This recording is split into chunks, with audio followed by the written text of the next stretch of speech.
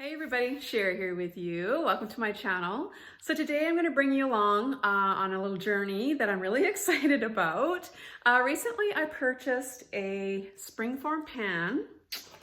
This is not sponsored in any way, shape, or form, this video, just to let you know, but I did find the springform pan at my Bed Bath & Beyond here not too long ago. This is specifically made for pressure cooking, whether you have an Instapot or any other kind of pressure cooker. I'm pretty sure it will work. This one in particular is good for a 6 to 8 quart. I'd say it's about, I don't know, 6 inches across. And yeah, it's just the right size to fit right down inside your pressure cooker. And then to go along with that, I also picked up this cool little sling that your little springform pan can fit right on top of there. And then you're able to lift it out really, really easily. I also got that at my Bed Bath & Beyond. And this is what the packaging of that one looked like. Now, I've seen other people too where they have actually used tin foil and made a little sling with tin foil. So you don't have to purchase these kinds of items.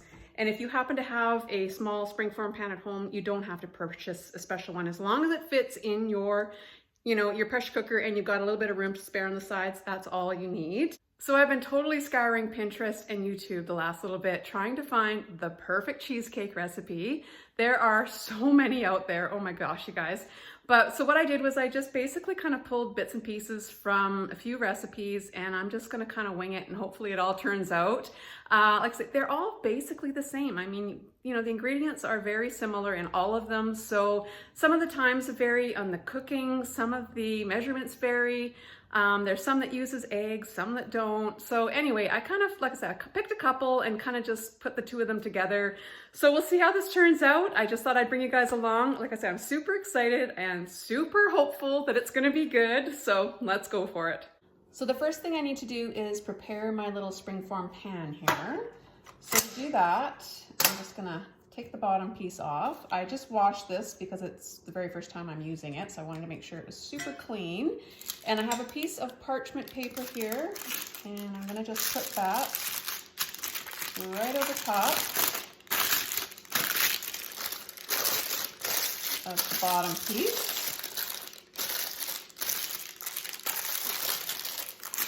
Get it as snug as I can. Oh my gosh, that's easier said than done. Okay. I'll just put this right over top and clamp it shut. Okay, there we go. So there is the bottom all prepared. Now I'm also going to spray the sides here so that it'll be easy to get my cheesecake out of here once it's all cooked. So I'm just using some cooking spray. And I'm just going to spray it around here a bit, and I've got a little pastry brush. Then I'm just going to make sure everything is well coated, and then we'll be ready to make the crust.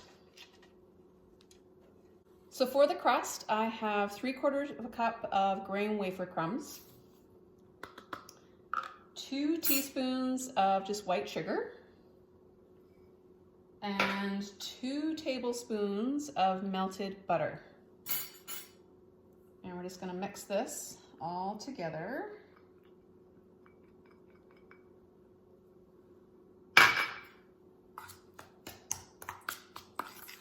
Now I'm used to making big cheesecakes. This doesn't seem like very much crumb crust, but I have to remember that this is just a tiny little springform pan, so you don't need a whole bunch of it.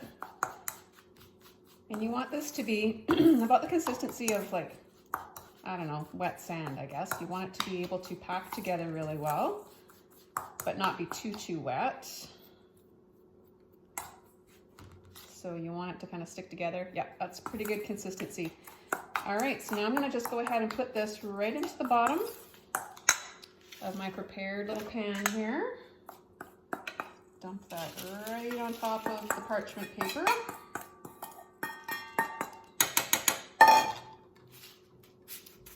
And next, make sure we don't miss any of the crumbs. And then I'm going to use the bottom of this little glass bowl here. It's nice and flat, and I'm just going to press this right into the bottom of the pan here.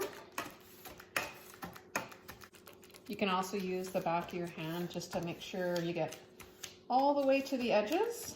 Pack it in there nice and tight. Once you've got it all spread out evenly, you're gonna wanna put that into the freezer while you're preparing the rest of the cheesecake mixture. So to make the actual cheesecake part, you're gonna need 2 bricks of cream cheese. This is 250 grams, so 2 boxes of this. Now, right now, this was all that I was able to get my hands on. This happens to be light. Now you can, I assume that you'll be able to use light or regular or whatever you want. Like I said, this is all I could get my hands on right now. So can't really be choosy, I'm finding, in the grocery stores these days. So I'm just gonna go ahead and put this in. Now you want this to be room temperature. And if you don't have a chance to get it out of the fridge right away, then what you can also do is just put it in the microwave for 30 seconds or so, just to kind of warm it up a little bit, because any of the recipes that I did see called for room temperature cream cheese, as well as any eggs. If you're putting eggs in, they also call for that to come to room temperature as well. Now, the next thing you're gonna want is 2 tablespoons of cornstarch. I'm just gonna go ahead and put that in there.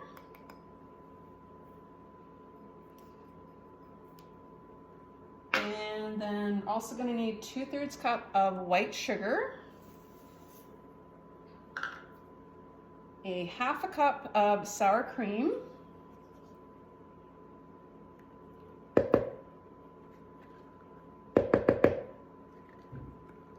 then you're gonna also put in 2 teaspoons of your favorite vanilla, which I always love to use this Mexican stuff. It's so good. Smells so good too. So there we go, 2 teaspoons of that, and a 1/4 teaspoon of salt. That's about a 1/4 teaspoon.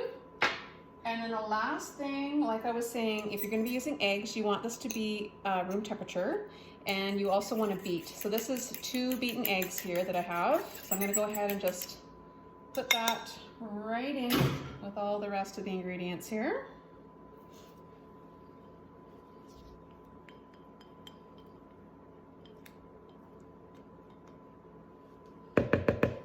So that's what things are looking like so far, and I just threw everything into one bowl because that way a little bit easier and less things to clean afterwards.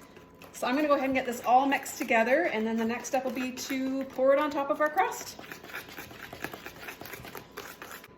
So I just pulled my crust out of the freezer. It's nice and hard and set now, so we can go ahead and put our cream cheese mixture right on top.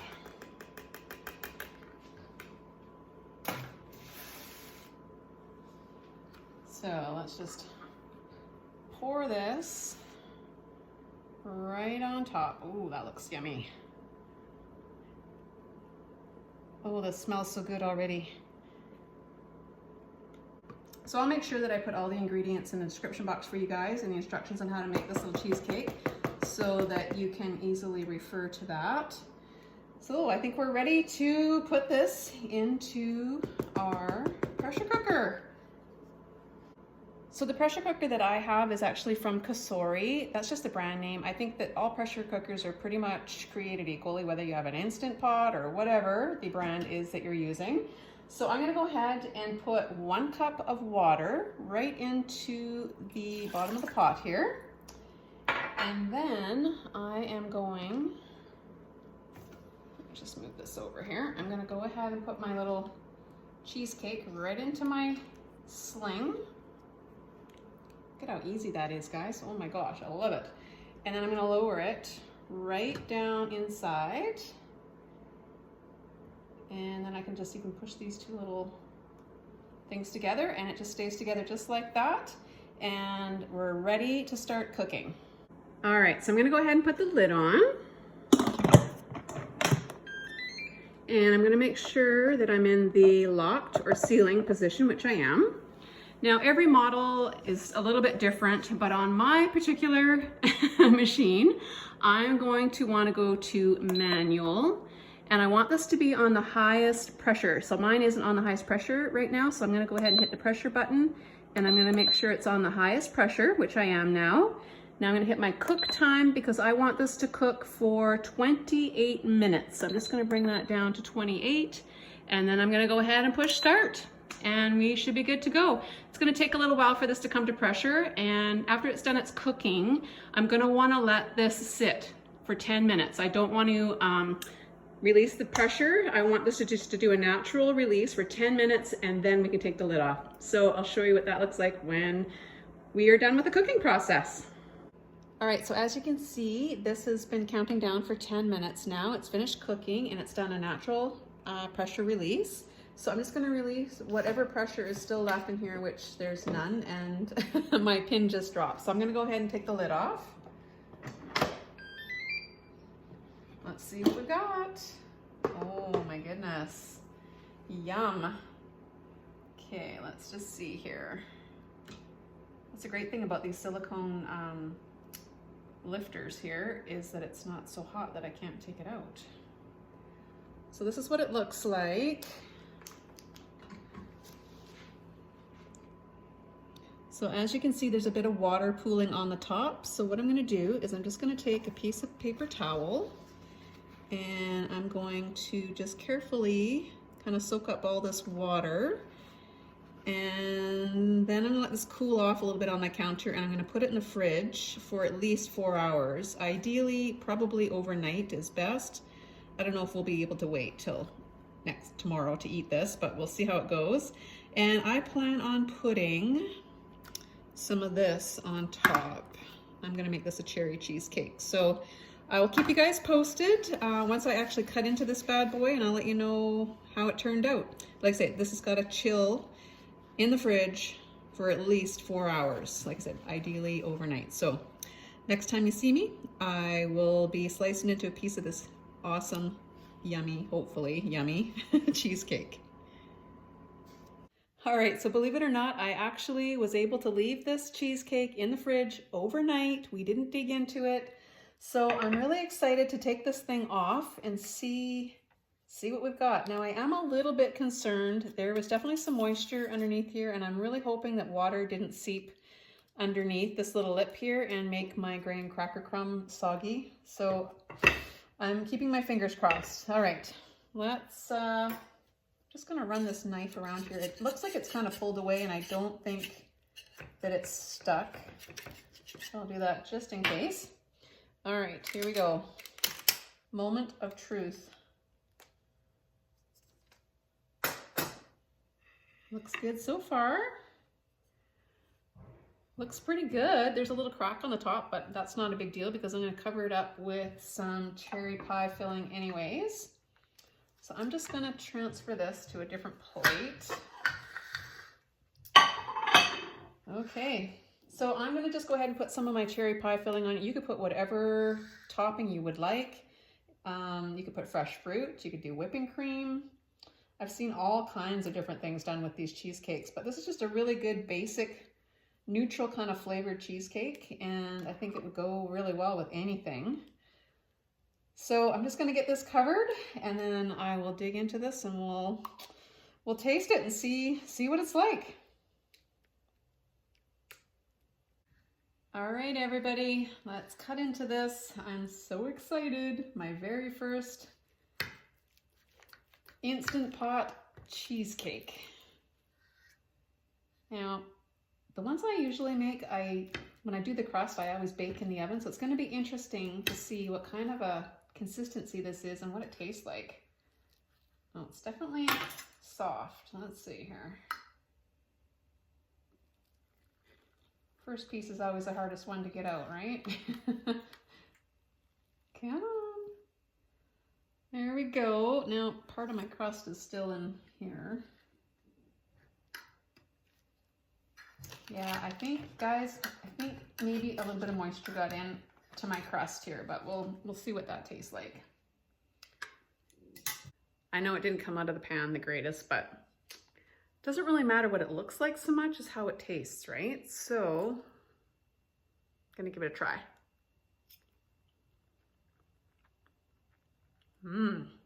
Okay, the cheesecake part is really good. It's really creamy. I really like it. Now the crust, let's try that.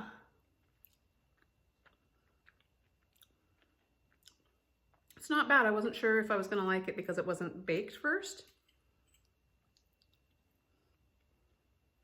pretty good.